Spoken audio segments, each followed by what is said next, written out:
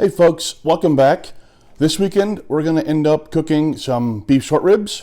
Today's Friday afternoon. I'm going to get them prepped up today, put them in the fridge overnight, and smoke them tomorrow. So we're going to see how this goes together.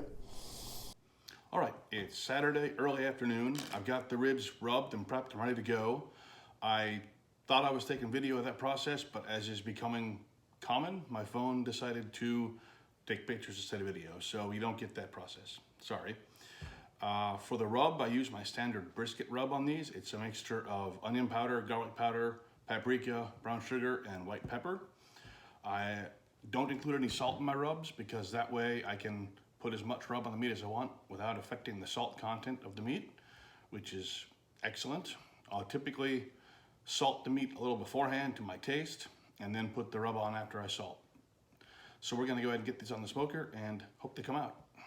All right, so I got the meat on the smoker. As you can tell, it's obviously chugging away, doing its thing. I'm using the 22.5-inch Smokey Mountain today, and I'm smoking over cherry.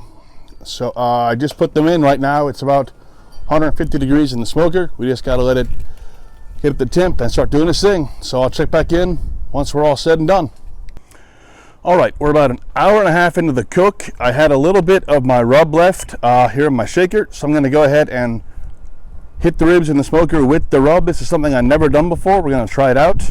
Right now the smoker is holding about 250 grate temperature, about 200 degrees in the dome. So there's about a 50-degree difference between where this is at and down here where the food's at. I tend to go off the grate temp. I got a remote probe in there to tell me how hot it is. That's what I tend to trust. So we're gonna go off that and say it's about 250. So we're gonna go ahead and get these hit with the rub one more time.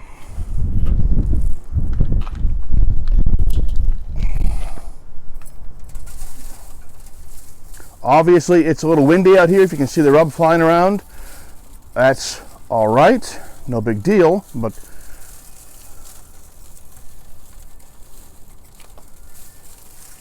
all right, there we go. Let's get this recovered. Keep as much heat as we can in there.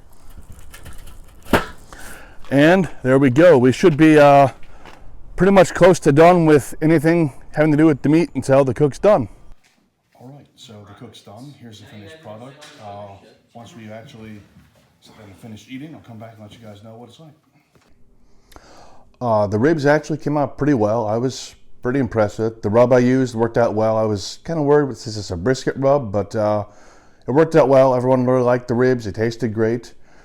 I used a 22.5-inch WSM for this cook, and I was a little surprised at how much charcoal it ate through. I thought I had plenty of charcoal for the cook, but towards the end I was starting to lose temps, and I just thought the charcoal would last longer in it. So lesson learned, I need to use more charcoal for the bigger smoker. Probably should have known that, common sense, but I thought I had plenty of charcoal, what I didn't. So overall, great cook, good end product, and that's what matters.